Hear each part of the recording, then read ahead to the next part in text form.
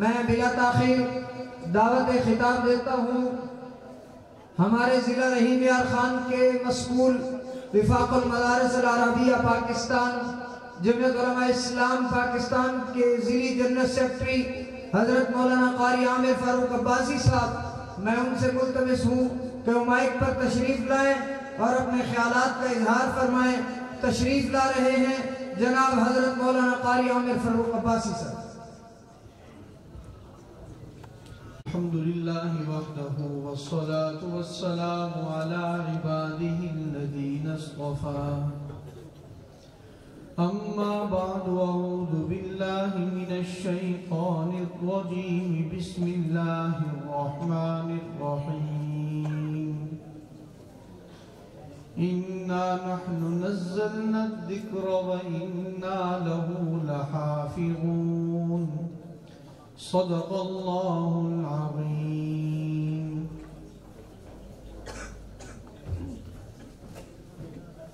Stage پر موجود مقتدر علماء کرام، بالخصوص مجاہد ملت حضرت علامہ عبدالرؤف ربانی صاحب دامت برکاتہم العالیہ، امیر جمعیت علماء اسلام ضلع رحیم یار خان، خطیب بے بدل حضرت مولانا سیف اللہ خالد صاحب دامت برکاتہم العالیہ، اور دیگر علماء کرام جو اسٹیج پر تشریف فرما ہیں یا سامنے مجمع میں بھی تشریف فرما ہیں، اور آپ سب حضرات جو انتہائی دور دراز سے سفر طے کر کے سردی کی اس شدت میں یہاں تشریف لائے۔ ہمارے صرف ضلع رحیم یار خان ہی نہیں بلکہ ملک پاکستان کی عظیم دینی درسگاہ جامعہ دارالعلوم عثمانیہ کی سالانہ تقریب ختم بخاری شریف، جس میں میں اور آپ جمع ہیں، جامعہ کے بانی اور مدیر شیخ الحدیث والتفسیر امام الصرف والنحو جناب حضرت مولانا محمد یوسف صاحب دامت برکاتہم العالیہ، اللہ ان سب کا سایہ ہم سب کے سروں پر صحت و عافیت کے ساتھ قائم و دائم رکھیں، اور حضرت کے صاحبزادے اور اس ادارے کے نائب مدیر جناب حضرت مولانا فتح اللہ عباد صاحب کے حکم پر یہاں حاضری کی سعادت حاصل ہوئی۔ اصل اہم بیان تو آپ حضرات کے سامنے خطیب ابن خطیب جمعیت علماء اسلام کے مرکزی ڈپٹی جنرل سیکرٹری حضرت مولانا محمد امجد خان صاحب دامت برکاتہم فرمائیں گے۔ حضرت امیر ضلع جناب حضرت علامہ عبدالرؤف ربانی صاحب جو باوجود علالت کے یہاں تشریف لائے،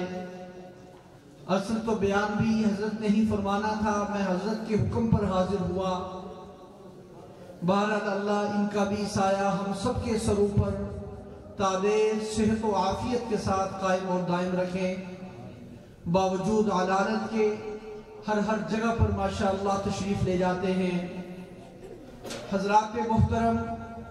میں اور آپ دارالعلوم عثمانیہ کی سالانہ ختم بخاری شریف کی اس تقریب کے اندر جمع ہیں۔ آج یہ ان مدارس کا فیضان ہے کہ یہ اس دور میں بھی محنت اور مشقت کر کے قال اللہ وقال الرسول کا جو علم ہے اس کو عوام الناس کے سینوں تک پہنچا رہے ہیں۔ یہ مدرسہ،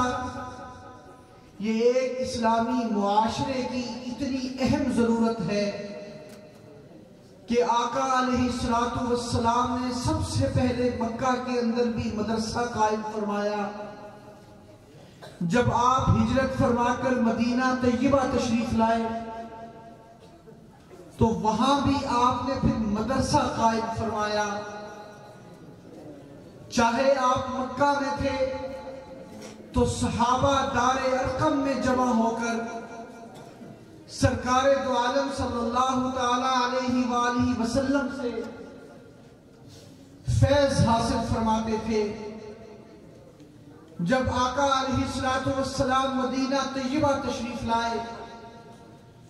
تو اور پھر وہاں پر بھی صحابہ مسجد نبوی میں قائم اصحاب صفہ کے اس چبوترے میں بیٹھ کر آقا علیہ السلام سے دینی علوم حاصل کرتے تھے۔ دینی علوم یہ ایک مسلمان کے لیے انتہائی ضروری چیز ہے۔ ایک معاشرے کے اندر زندگی گزارنے کے لیے بہت سے ہمارے ایسے معاملات ہیں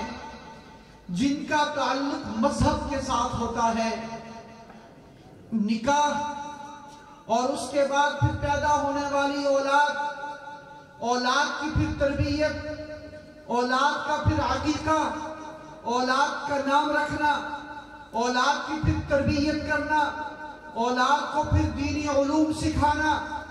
اولاد کا پھر نکاح کرنا، اور پھر اسی طرح کاروبار، اس کے اندر لین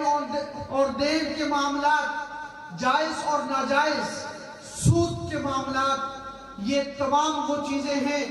جن کا تعلق علم کے ساتھ ہے، مذہبی علوم کے ساتھ ہے۔ ایک مسلمان معاشرے کے اندر رہتے ہوئے بعض چیزیں ایسی ہیں جو میرے اور آپ کے لیے ضروری اہمیت کا وہ درجہ رکھتی ہیں۔ حالانکہ ہونا تو یہ چاہیے، ہم اسلامی جمہوریہ پاکستان کے اندر رہ رہے ہیں، ایک اسلامی ملک کے اندر رہتے ہوئے ہمارے حکمرانوں کا یہ کام ہے کہ وہ ایسے ادارے تعلیمی، ایسے ادارے قائم کریں جو مجھے اور آپ کو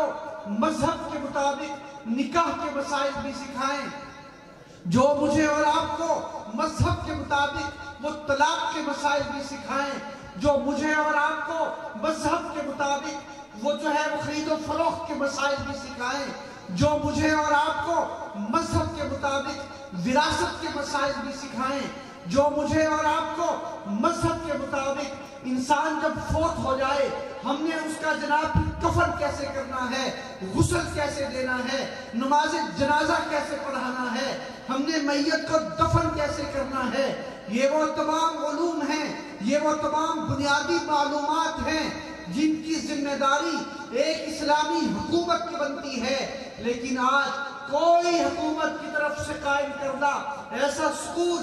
کالج، یونیورسٹی نہیں ہے جو مجھے اور آپ کو اپنی ہماری ان بنیادی اسلامی چیزوں کی معلومات دے، لیکن یہ مدرسہ ہے جو مجھے اور آپ کو حلال اور حرام کے مسائل بھی سکھاتا ہے، جائز اور ناجائز کے مسائل بھی سکھاتا ہے، وراثت کے مسائل بھی سکھاتا ہے، نکاح اور طلاق کے مسائل بھی سکھاتا ہے۔ ہمارے اگر آپس کے اندر ناراضگیاں ہو جائیں، صلح کرنے کا ہمیں اسلامی طریقہ بھی سکھاتا ہے۔ اگر آج یہ مدرسہ نہ ہوتا تو آج کا مسلمان ان بنیادی معلومات اور علم سے بھی واقف نہ ہوتا۔ یہ ان مدارس کا، یہ ان کا ایک بنیادی کردار ہے، یہ ان کی بنیادی خدمات ہیں، یہ ان علماء کی بنیادی خدمات ہیں جو عوام الناس سے تعاون لے کر صدقات، زکوٰۃ، عطیات، کھانے وصول کر کے، عشر وصول کر کے اپنی مدد آپ کے تحت مجھے اور آپ کو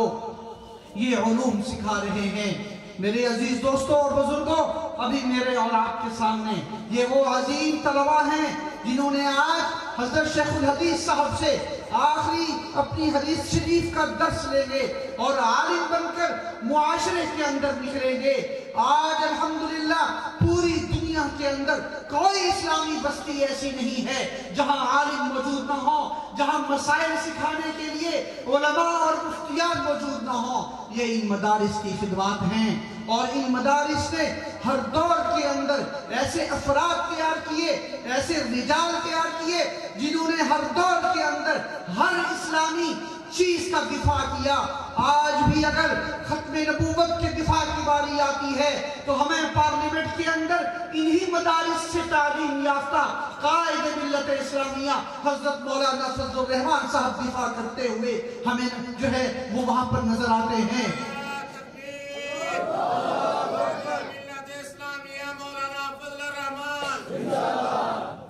آج بھی اگر ہمیں وہاں پر شرعی حوالے سے کوئی دلائل کی ہمیں اگر کوئی ضرورت محسوس ہوتی ہے، چاہے ختم نبوت کا میدان ہو یا سود کی حرمت کا معاملہ ہو، انہی مدارس سے پڑھے ہوئے شیخ الاسلام مولانا مفتی محمد تقی صاحب عثمانی آج ہمیں دلائل دیتے ہوئے نظر آتے ہیں۔ آج مدارس کا معاملہ آیا، بات ہوئی کہ مدارس کو وزارت تعلیم کے اندر لے آؤ، مدارس میں سے ان کی روح کو نکال دو، یہ جو قرآن و حدیث کی تعلیم دیتے ہیں اس سے نکال کر مدارس کے اندر انگریزی کو نافذ کر دو، ریاضی کو نافذ کر دو، جغرافیہ کو نافذ کر دو، سائنسی علوم کو نافذ کر دو۔ آج بھی مدارس کے اپنا فرزند قائد ملت اسلامیہ حضرت مولانا فضل الرحمان صاحب نے اسمبلی کے اندر کھڑے ہو کر الحمدللہ مدارس کے بل کو بھی محفوظ کیا اور مدارس کے مستقبل کو بھی محفوظ کیا۔ انشاءاللہ یہ علماء بھی زندہ ہیں، یہ مدارس بھی انشاءاللہ موجود رہیں گے اور محفوظ رہیں گے۔ آپ حضرات بھی اسی طرح اپنی اولادوں کو بھی مدارس میں بھیجیں اور اپنے تعاون کو بھی مدارس کے ساتھ بڑھائیں تاکہ یہ مدارس اسی طرح اپنی خدمات کو جاری اور ساری رکھیں۔ اللہ رب العزت اس ادارے کو بھی اور دیگر تمام مدارس کو بھی اپنے حفظ و امان میں رکھیں۔ وآخر دعوانا الحمدللہ رب العالمین۔